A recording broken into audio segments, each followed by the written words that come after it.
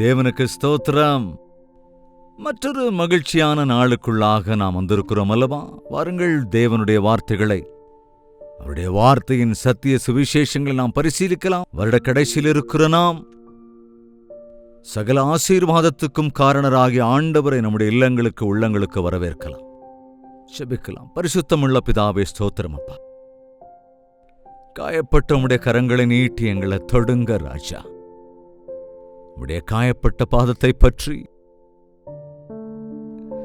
நாங்கள் ஆராதிக்கும்படியாக எங்கள் வீடுகளில் உம்முடைய பிரசன்னத்தை உணரும்படியாக உம்முடைய கிருபை எங்களுக்கு அருள வேண்டும் என்று கிறிஸ்துவின் நாமத்திலே வேண்டிக் கொள்கிறோம் பிதாவே, ஆமென். தேவனுக்கு ஸ்தோத்திரம். வீட்டில் தான் இருக்கீங்களா? வீட்டில் இருந்து தான் இதை கேட்டுக்கிட்டு இருக்கீங்களா? இல்லை எங்கேயாவது கேம்பில் இருக்கீங்களா? அல்லது நேரத்துக்கே ஷாலைக்கு வந்து ஏதாவது பணியில் இருக்கிறீங்களா? டியூட்டியில் இருக்கிறீங்களா? தேவனுடைய மகா கிருபையினாலே இப்ப நம்ம எங்க இருந்தாலும் கூட கேட்கக்கூடிய அளவுக்கு நம்முடைய கைகளில் இருக்கிற செல்போனிலேயே தேவனுடைய வார்த்தைகளை கேட்கிற தயவு இருக்கு. அநேக வருடங்களாக டெலிவிஷன் ப்ரோக்ராம்ஸை நாம் தொடர்ந்து கொடுத்து கொண்டிருக்கிறேன். மா மூவிஸ் சேனல்ல காலை 6 மணிலிருந்து 7 மணி வரைக்கும் கட்டாயம் அந்த சமயத்துல நீங்க டிவியை டியூன் பண்ணாதான் அந்த செய்தியை கேட்க முடியும். 10 நிமிஷம் லேட் ஆயிடுச்சுன்னா மறுபடியும் அந்த செய்தியை கேட்க முடியாது. அது மிஸ் ஆயிடுச்சுன்னா மறுபடியும் இருக்காது. எனக்கு அது ரொம்ப கஷ்டமா இருந்ததுங்க. 30 நிமிஷங்களுக்காக அநேக ஆயிரங்களை செலவழிக்கிறோமே ஆண்டவரே, எல்லாரும் கேட்கும்படி செய்யணும்னு நினைக்கிறோம். ஆனால் அது சில பேருக்கு தான் எட்டுச்சு. ஆனால் தேவன் தம்முடைய மகா பெரிய கிருபையினால் இந்த லாக்டவுன்ல சோசியல் மீடியாவை பயன்படுத்தும்படி செய்தார். யூடியூப் மூலமா, ஃபேஸ்புக் மூலமா தினந்தோறும் செய்தி கொடுக்கிற பாக்கியத்தை தேவன் எனக்கு அருளினார். தாமதித்தாலும் நாம் ஆசீர்வதிக்கப்படுகிறோம் என்று நம் தேசம், வெளிதேசம் என்று இருக்கிற அல்லது கிராமங்களில், பட்டணங்களில் இருக்கிற எத்தனையோ விதமான ஜனங்கள் எங்க இருந்தாலும், எப்படிப்பட்ட சிச்சுவேஷன்ல இருந்தாலும் தேவனுடைய வார்த்தைகளை கேட்கிறோம், விசுவாசத்தில் வளர்கிறோம் என்பதை சொல்லுகிற போது தேவனுடைய திட்டம் எவ்வளவு மகத்தானது என்று நினைத்து அவரை துதிக்கிறேன். எனவே நீங்கள் எங்கிருந்தாலும் காலை 7 மணிக்கு அனுதின தியானத்திலே கலந்து கொள்ளுங்கள். ஒருவேளை முடியாத சூழல் ஏதாவது வந்தால் அதற்கு பிறகாவது அந்த நாளிலே, அந்தந்த வேளையிலே தேவன் நமக்கு அநேக காரியங்களை தெளிவாக வெளிப்படுத்தி கொண்டிருக்கிறார். ஒரு ஒழுக்கமான விதத்தில் ஆவிக்குரிய பிரகாரமாய் நாம் வளர்வதற்கு தேவனுடைய வார்த்தை ஒரு போஷிப்பு, ஒரு ஆகாரமாக நமக்கு இருக்கிறது. எனவே நீங்கள் எங்கிருந்தாலும் தேவ வார்த்தையை கேளுங்கள். நீங்க ஒருவேளை வீட்டில் இருந்தாலும் கவனிங்க, வீட்டில் நீங்க எவ்வளவு நேரம் இருக்கிறீங்க, உங்களுடைய டியூட்டியில நீங்க எவ்வளவு நேரம் இருக்கிறீங்க, சாலையில பிரயாண மார்க்கத்தில் எவ்வளவு நேரம் இருக்கீங்க. எப்படி இந்த வருஷ கடைசியில ஒரு தடவை அதை ஆராய்ஞ்சு பார்க்கணும். சாயங்காலமான உடனே குருவி தன்னுடைய கூட்டை வந்து அடைவது போல நமக்கு எத்தனை வேலை இருந்தாலும், பிள்ளைங்க ஸ்கூலுக்கு போனாலும், வேலைக்கு போனாலும், அல்லது வேற தொழில் நிமித்தமா, வியாபார நிமித்தமா போனாலும், சாயங்காலமானதும் நாம நம்ம வீட்டுக்கு திரும்பி தேவன் நமக்கு அருளியிருக்கிற குடும்பத்தாரோடு சேர்ந்து மகிழ வேண்டும் என்றும் சேர்ந்து ஜெபிக்க வேண்டும் என்றும் தேவன் நியமித்திருக்கிறார். ஆனால் அநேகருடைய வீடுகள் இன்று ஒரு சத்திரம் மாதிரி ஆயிடுச்சுங்க. ஒருத்தர் ஒரு நேரத்தில் வெளியே போறது, அவங்கவுங்க ஒரு நேரத்தில் வீட்டுக்கு வர்றது, இஷ்டம் போல சாப்பிடுறது, இஷ்டம் போல போறது வர்றது, ஒருவரை குறித்து வீட்டில் இருக்கிற மற்றவங்களுக்கே தெரியாம இருக்கிறது. அது எவ்வளவு கவலைக்குரிய விஷயம். அண்ணன் தம்பிமார் கூட, உன் அண்ணன் கூட பேசி எவ்வளோ நேரமாச்சுப்பான்னு சொல்லி ஒரு பையன்கிட்ட கேட்டேன். 3 hours ஆயிடுச்சு பாஸ்டர் அப்படின்னா. ஏன் ஒரே வீட்டில் இல்லையான்னு கேட்டேன். இருக்கும் பாஸ்டர், நான் போகும்போது அவன் வருவான், நான் இருக்கும்போது அவன் போயிடுவான், ரொம்ப பிஸியா இருக்கும். நோ, குடும்பம் என்பதை தேவன் மனிதனுக்கே பிரத்யேகமாய் தந்திருக்கிறார்.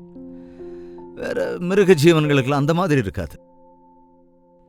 நாம் குடும்பமாய் வாழ்வதற்கே தேவன் வீட்டை தருகிறார். நம்முடைய வீடு என்பது அது ஏதோ கற்களை கொண்டு கட்டப்பட்ட கட்டிடம் அல்ல. வீடு அப்படின்னா அது கட்டிடம் மாத்திரமே அல்ல, இருதயங்களை பகிர்ந்து கொண்டு சந்தோஷமாயிருக்கிற ஒரு இடம். எல்லாரும் சேர்ந்து ஒன்னா சாப்பிட்டு, ஒன்னா ஜெபம் பண்ணி, ஒன்னா சந்தோஷப்பட்டு படுக்கைக்கு போவதும், காலையில் எழுந்து எல்லாரும் ஒன்று சேர்ந்து ஜெபித்து விட்டு அவரவர் பணிகளுக்கு போவது உங்கள் வீடுகளில் இருக்கா?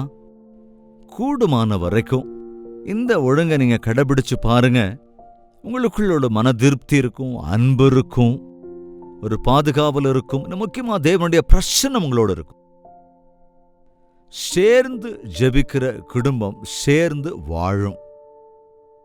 இந்த வருட கடைசியில அநேக தேவ மனிதர்கள் உங்கள் வீடுகளுக்கு வந்து உங்களை சந்திப்பாங்க. அவர்களை வரவேற்றுக் கொள்ளுங்க. ஒரு தேவ மனிதர் நம்முடைய வீடுகளில் வந்து ஜெபித்து போவது அது கட்டாயம் ஆசீர்வாதம். தேவனுடைய பிரதிநிதியாக வருகிறவர்களை நாம் ஏற்றுக்கொள்ளும் போது, அங்கீகரித்துக் கொள்ளும் போது, ஆண்டவரையே நாம் அழைத்துக் கொண்டதைப் போல பிரதிபலனை பெறுவோம். ஒரு வீட்டுக்கு போகும்போது உங்களுக்கு சமாதானம் உண்டாவதாக என்று சொல்லி ஆண்டவர் சொன்னார். தேவ மனிதர்களுடைய ஜெபம் நம்முடைய வீடுகளிலே ஒரு வெளிச்சத்தை கொடுக்கும். ஆனா ஒருவேளை உங்களுடைய பாஸ்டர் கொஞ்சம் பிஸியா இருந்தா, உங்க வீடுகளுக்கு வர முடியாமல் இருந்தா, அவரு கூட சண்டை எதுவும் போடக்கூடாது. அவருக்கு கூடுமான நேரத்துல ஒரு தடவை வீட்டுக்கு வந்து ஜெபிங்க ஐயான்னு சொல்லி நீங்க கேளுங்க. அட்லீஸ்ட் நம்முடைய சபை மூப்பர்களையோ சுவிசேஷகர்களையோ சபையின் சார்பில் அனுப்பி வைத்து அவர்கள் வந்து ஜெபிக்கும் போது அது நம்முடைய வீட்டுக்கு ஆசீர்வாதம். இயேசு கிறிஸ்துவும் கூட வீடு வீடாய் சென்று பார்த்திருக்கிறார். எவ்வளவு பிஸியான பாஸ்டரா இருந்தாலும், எவ்வளவு பெரிய ஆளா இருந்தாலும், ஒரு குடும்பத்தாரை சந்திக்கும் போது அவர்களுடைய பாடுகளிலோ அல்லது அவர்களுடைய சந்தோஷத்திலோ பங்கெடுத்துக் கொள்ளுகிற போது அது ஒரு பெரிய ஆசீர்வாதமாய் சந்தோஷமாய் இருக்கும். ஆண்டவர் எல்லா இடங்களையும் சுற்றி திரிந்து ஊழியம் செய்தார். அவருக்குன்னு வீடு இல்லை. அவர் சில வீடுகளுக்கு அடிக்கடி சென்றதாய் நாம் பார்க்கிறோம். அப்படிப்பட்ட வீடுகளில் ஒன்று பேதுருவனுடைய வீடு. மார்க் எழுதின சுவிசேஷம் 1வது அதிகாரம் 29வது வசனத்தை வாசிக்கிறேன், கவனிங்க. உடனே அவர்கள் ஜெப ஆலயத்தை விட்டு புறப்பட்டு யாக்கோபோடும் யோவானோடும் கூட சீமோன் அந்திரேயா என்பவர்களுடைய வீட்டில் பிரவேசித்தார்கள். சீமோன் அப்புறம் அந்திரேயா என்பவர்களுடைய, சீமோனா பேதுரு தானே, அப்ப பேதுரு அந்திரேயாவின் வீட்டிற்குள் பிரவேசித்தார்கள். இந்த வீடு கப்பர்நகூமிலே இருந்தது. நான் எருசலேமுக்கு போயிருந்த போது அங்கே சென்று பார்த்தேன். அது ஒரு சின்ன வீடு தான், ஆல்மோஸ்ட் குடிசை மாதிரி தான் இருந்தது. சமுத்திரத்துக்கு பக்கத்திலே இருக்கும். அது பக்கத்திலே ஜெப ஆலயமும் இருக்கும். இந்த ஜெப ஆலயத்திற்கு போதிக்க வரும்போதெல்லாம் ஆண்டவர் அந்த வீட்டிற்கு வந்ததாக சொல்லுகிறார்கள். வேதத்திலும் பார்க்கிறோம். அவர்கள் மீனவர்கள் அல்லவா, பக்கத்துல தான் சமுத்திரம். சோ அவர்கள் வீடு அங்கதான் இருந்தது. அது ரொம்ப சின்ன வீடு தான். ஆனால் ஆண்டவர் சிறிய வீடாக இருந்தாலும் பெரிய வீடாக இருந்தாலும் வீட்டை பத்தி யோசிக்காம எல்லா வீடுகளையும் ஆசீர்வதிக்க வேண்டுமென்றே விரும்புகிறார். அந்த வீட்டில் பிரவேசித்த போது அங்கே என்ன சம்பவித்தது என்று பார்க்கலாம். அங்கே சீமோனுடைய மாமி ஜுரமாய் கிடந்தாள். உடனே அவர்கள் அவளை குறித்து அவருக்கு சொன்னார்கள். இந்த சீமோனுடைய மாமி, அதாவது பேதுருவனுடைய அத்தை, ஒரு காய்ச்சல் வந்து பயங்கரமான ஜுரத்தால் பாதிக்கப்பட்டு இருக்கிறாள். ஆண்டவர் ஒரு வீட்டுக்கு போகிற போது ஒரு நோக்கத்தோடு தான் போகிறார். நாம் சில வீடுகளுக்கு போகும்போது ஏதோ சுயநலமான எண்ணத்தோடு கூட போகலாம். அங்க இருக்கிற மனிதர்களை காட்டிலும் அங்க இருக்கிற பொருட்கள் அல்லது அந்த வீட்டின் நிலைமையை கவனித்து இதை பெருசா பேச ட்ரை பண்ணுவோமே தவிர, அங்கே ஆண்டவர் அங்கிருக்கிற மனிதர்கள் மீதே நோக்கம் வைத்திருந்தவர். எவ்வளவு பெரிய வீடா இருக்கு, எவ்வளவு அழகா அலங்கரிக்கப்பட்டிருக்கு, அதெல்லாம் முக்கியமே இல்லைங்க. அந்த வீட்டிலே இருக்கின்றவர்கள் எப்படிப்பட்ட விசுவாசிகள், எப்படிப்பட்ட ஆவிக்குரிய வாழ்க்கை உடையவர்கள், அன்புடையவர்கள் என்பதெல்லாம் கூட அந்த வீட்டிற்கு ஒரு மதிப்பை கொடுக்கும். இங்கே கவனிங்க, பேதுருவின் அத்தை இந்த வீட்டில் இருக்கிறாள். இது மாத்திரமல்ல, அவர்களுடைய வீட்டுக்கு வருகிற போது அந்த அம்மா எல்லாரையும் வரவேற்று அவர்களுக்கு விருந்து செய்து உபசரிக்கிறவளாயிருந்தாள். ஆனா இப்போ அவங்க ஜுரத்துல படுத்து கிடக்கிறாங்க. அதை கேள்விப்பட்ட ஆண்டவர் அவர் கிட்ட போய் அவள் கையை பிடித்து அவளை தூக்கி விட்டாள். சோமலியா தூக்கிட்டு வாங்கன்னு சொல்லல, அவரே கிட்ட போய் கவனிங்க, இயேசுவின் அன்பு நம்மை நெருங்கி வருகிற அன்பு, நம்மகிட்ட டிமாண்ட் பண்ற அன்பு இல்லைங்க. தம்மை தாமே தாழ்த்தி கொண்டு தங்களை தேடிக்கொண்டு வருகிற அன்பு. பரலோகத்தை விட்டுவிட்டு பூலோகத்திலே தவிக்கிற நம்மை தேடி வந்த அன்பு. கிறிஸ்து அவர் கிட்ட போய் அவளுடைய கையை பிடித்து எழுப்புகிறார். ஜுரம், பயங்கரமான ஜுரம். ஜுரம் தானே அப்படின்னு சொல்லுவீங்க. உங்களை யாருக்காவது ஜுரம் வந்திருக்காங்க? இப்ப எங்க பார்த்தாலும் ஜுரம் தாங்க. பிள்ளைகளுக்கு முக்கியமா சளி பிடிச்சுக்கும், காய்ச்சல் வரும், இருமல் வரும். சீசன் மாறுது இல்லையா?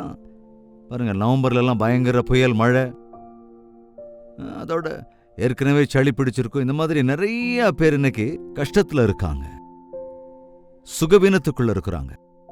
ஆல்மோஸ்ட் எல்லா வீடுகள்லையுமே பிள்ளைங்க வைரல் ஃபீவரால லாஸ்ட் மந்த் கஷ்டப்பட்டாங்க. உங்க வீட்டில் கூட யாராவது ஜுரத்தால பாதிக்கப்பட்டிருக்கீங்களா? ஜுரம் அப்படின்னா அது எத்தனையோ விதமா இருக்குங்க. நம்முடைய சரீரத்துக்குள்ள எந்த விதமான இன்ஃபெக்ஷன் ஏற்பட்டாலும், வியாதி ஏற்பட்டாலும், ஏதோ நோய் வருதுன்னாலும் அதுக்கு ஒரு அலாம் மாதிரி காய்ச்சல் வந்துடும். ஜுரம் வருதுன்னா உள்ள ஏதோ நடக்குதுன்னு அர்த்தம். அப்பவே நாம டெஸ்ட் பண்ண போயிடுவோம். ஆனா சில காய்ச்சல், வைரஸ் காய்ச்சல், வைரல் ஃபீவர் அப்படின்லாம் சொல்றாங்க. அதாவது இந்த காலத்துல என்னென்னமோ புதுசு புதுசா என்னென்னவோ புது புது பேரோட வருதுங்க.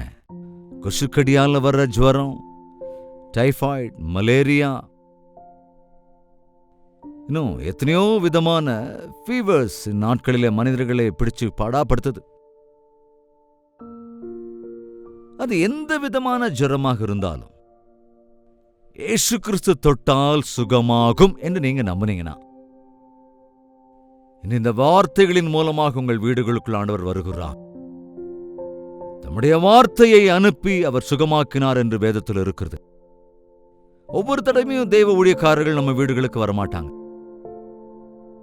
எந்த அளவுக்கு உங்க ஃபேமிலி டாக்டரா இருந்தாலும் அடிக்கடி சும்மா வீட்டுக்கு வருவாரா என்ன? போன்லயே அந்த மருந்து இந்த மருந்து போட்டுக்கோ அப்படின்னு சொல்லிடுவாரா இல்லையா? நம்முடைய வீட்டுக்கு ஆண்டவர் வந்துட்டா போதுங்க. அவருடைய சன்னதியை நம்முடைய வீட்டிலே அனுபவித்தால் அது போதும். பரிசுத்த ஆவியானவருடைய கிரியை நம்முடைய வீட்டில் நடக்கணும். இயேசு கிறிஸ்துவின் நாமத்திலே விசுவாசிப்பதன் மூலமாக, அவருடைய அந்த தழும்புகளினாலே குணமாகிறோம் என்று விசுவாசிப்பதன் மூலமாக, எந்த விதமான ஜுவரத்தோடும் பலவீனத்தோடும் வியாதியோடும் இருந்தாலும் விசுவாசத்தோடு கூட, ஆண்டவரே என்னை சுகமாக்குங்க ஆண்டவரே என்றால் மாட்டேன் என்று சொல்லுகிறவர் அல்ல நம்முடைய ஆண்டவர். எனக்கு சித்தம் உண்டு, நீ சொஸ்தமாக என்று சொல்லுகிற ஆண்டவர்.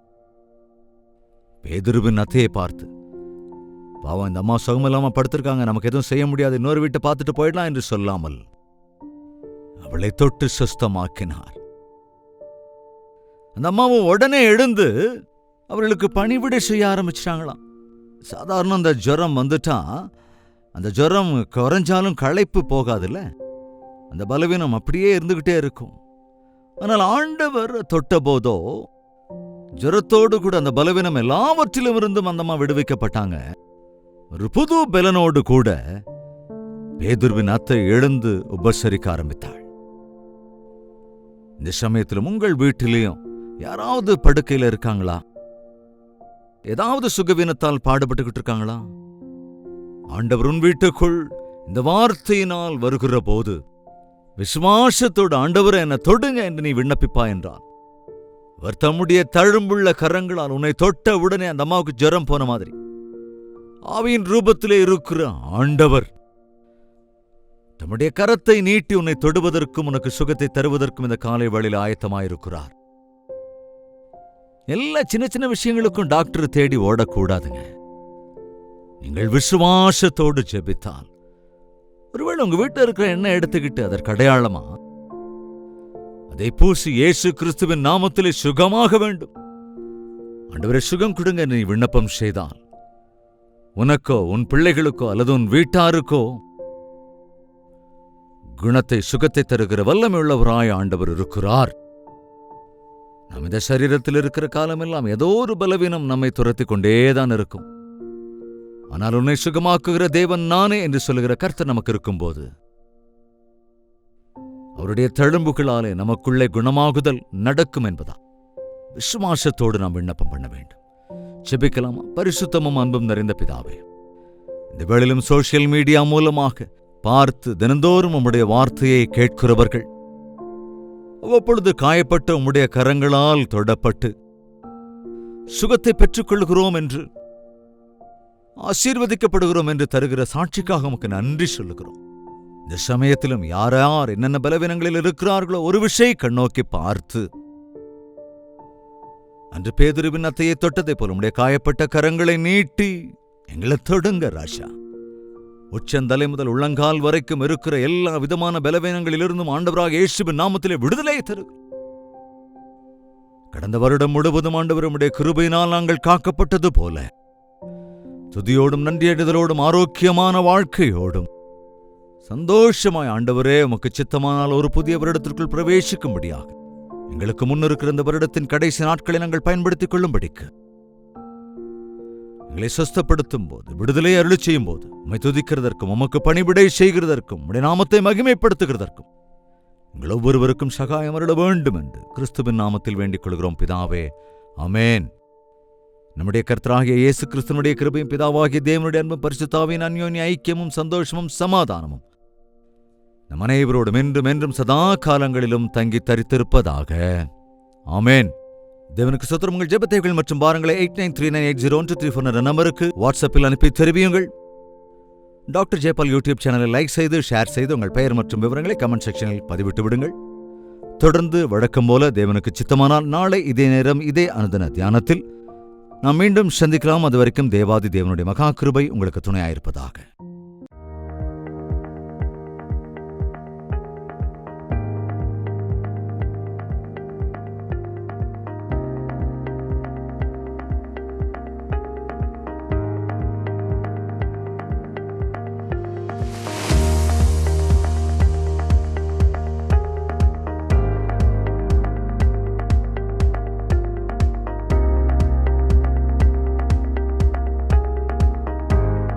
ஹalleluya. பாண்டிச்சேரி மற்றும் பாண்டிச்சேரியின் சுற்றுவட்டார பகுதியில் உள்ளோருக்கு நற்செய்தி. ஜெபத்தோடு கூட பாண்டிச்சேரியிலே ஒன் டே கெட் டுகெதர் ஆண்டவருக்கு சித்தமானால் டிசம்பர் 20 அன்றைக்கு ஏற்பாடு செய்கிறோம். மதியம் 2 மணி முதல் 5 மணி வரைக்கும், அதேபோல மாலை 6 மணியிலிருந்து இரவு 10 மணி வரைக்கும் 2 செஷன்ஸாக பாண்டிச்சேரியில் இருக்கும் தெலுங்கு பேசுவோருக்காக, தமிழ் பேசுவோருக்காக, மற்றெல்லா மொழிகளை பேசுவோருக்காக இந்த பிரத்யேகமான ஒன் டே கெட் டுகெதர் ஏற்பாடு செய்திருக்கிறோம். முதல் முறையாக பாண்டிச்சேரிக்கு வருகிறோம். உங்களை பார்க்க வேண்டுமென்று வாருங்கள், வந்து பங்கு பெறுங்கள். உங்கள் நண்பர்களுக்கும் உறவினர்களுக்கும் எல்லோருக்கும் தெரிவியுங்கள். ஞாபகத்தில் வச்சுக்கோங்க, டிசம்பர் 20 முகவரை குறித்துக் கொள்ளுங்கள். பத்மினி மஹால், பாலாஜி தியேட்டர் எதிர்ப்புறம், இளங்கோன் நகர், காமராஜர் சாலை, பாண்டிச்சேரி. இது குறித்து மேலதிக தகவல்கள் வேண்டுமென்றால் திரையில் தரப்படும் எண்களுக்கு வாட்ஸ்அப் செய்யுங்கள் அல்லது 8939393939 என்ற நம்பருக்கு கால் பண்ணுங்கள். உங்களுக்கு அட்ரஸ்க்கான லிங்க் அனுப்பி வைக்கப்படும். மறவாமல் ஃப்ரெண்ட்ஸ், ரிலேட்டிவ்ஸ் எல்லோருக்கும் இதை அறிவியுங்கள். தேவன் தம்முடைய மகத்தான காரியங்களை செய்யும்படி அநேகருக்காக ஜெபிக்கிறதற்கும் தேவனுடைய வார்த்தையை கொடுக்கிறதற்கும் முகமுகமாய் உங்களை பார்த்து உங்களுடைய தேவைகளுக்காக தேவ சந்நிதியிலே விண்ணப்பம் செய்வதற்கு சென்னையிலிருந்து பாண்டிச்சேரிக்கு வருகிறோம். வாருங்கள், பங்கு பெறுங்கள், ஆசீர்வாதம் பெற்றுக்கொள்ளுங்கள்.